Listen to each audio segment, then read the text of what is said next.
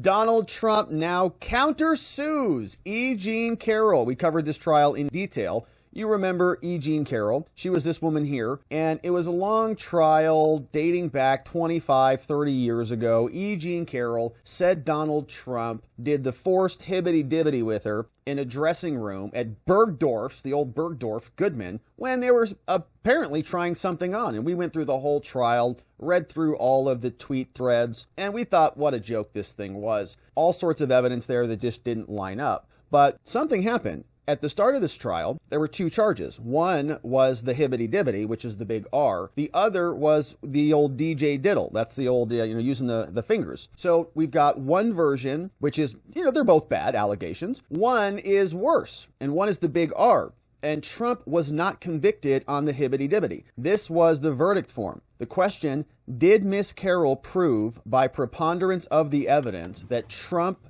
did the old forced hibbity with Miss Carroll? The jury came back and said no. Now on the other one, count 2, which was the fingers, that was yes. Okay, so Trump lost on that count, but he won on the R count, which is a big victory for him. And so something happened, E. Jean Carroll, after the trial, she went out and said, no, I don't believe that. I don't agree with those jurors. No, Trump did do the hibbity-dibbity on me. And Trump says, bingo, baby, that's defamation. The jury said, I did not hibbity you. You're saying we did it, and we didn't. So now Trump has filed a counterclaim. Now he's suing her for defaming him, the old reversal. And so we'll see what happens. This is the lawsuit that has been filed by Alina Habba in the House out of the Southern District of New York. E. Jean Carroll versus Donald Trump. And this is a second answer, right? This is Donald Trump's answer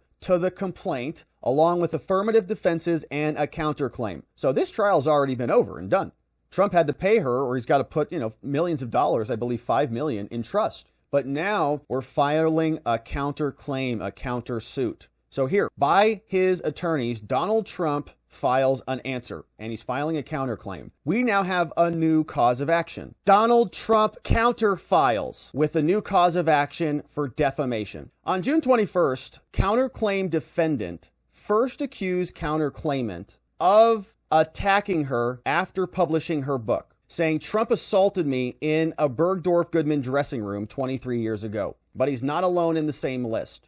Now, since that time, defendant has repeatedly accused counterclaimant, meaning Trump, so this is E. Jean, has continued to accuse Trump of attacking her in a series of public statements, doing the hibbity-dibbity, the forced hibbity, in various different areas.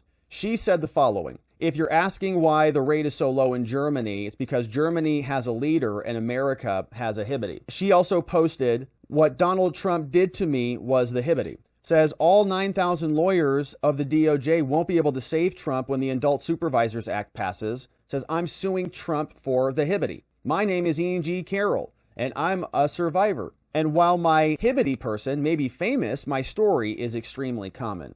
And then on May 10th, E. Jean showed up on CNN for a television interview. That came after the verdict, okay? On May 10th, the verdict came out. Trump not liable for the hibbity. He didn't do that. The jury found that there was a little DJing going on, but not the hibbity. During the interview, counterclaim defendant, meaning E. Jean Carroll, was asked specifically about the jury finding unanimously that he was not liable for the R. So, E. Jean, what do you think? I mean, unanimous. He was acquitted on that. In response to that very specific question, E. Jean disregarded the jury's finding. They acquitted Trump of this. They said that Trump did not do that to her. And E. Jean said on TV, oh, yes, he did. Oh, yes, he did. And even further during the interview, following the conclusion of the trial, she explained her exchange with the attorney representing her. E. Jean stated in the interview that she emphatically told Trump's lawyer at the conclusion of the trial that he did it and you know it. She shouted at him, he did it and you know it, reaffirming that he did the attack. E. Jean made these statements knowing each one of them was false, and she made it with reckless disregard for their truth or falsity. She was at the trial. She sued him. The interview was on television, on social media, on multiple internet websites, and these defamatory statements were seen by a significant portion of the public.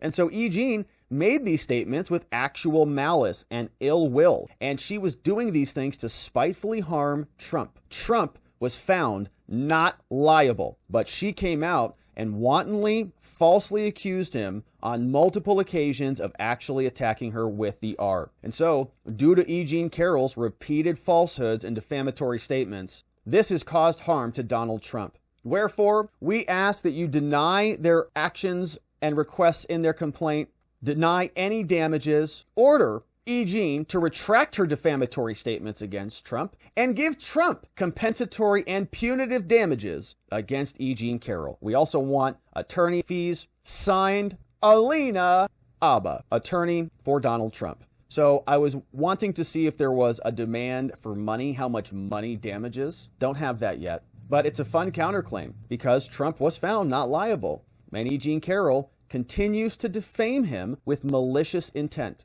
And so we'll see where this goes. Of course, should be a lot of fun to follow. Donald Trump using lawfare, going back their direction. If they're going to use it, he can use it too. We'll continue to cover. Thank you, my friends, for subscribing.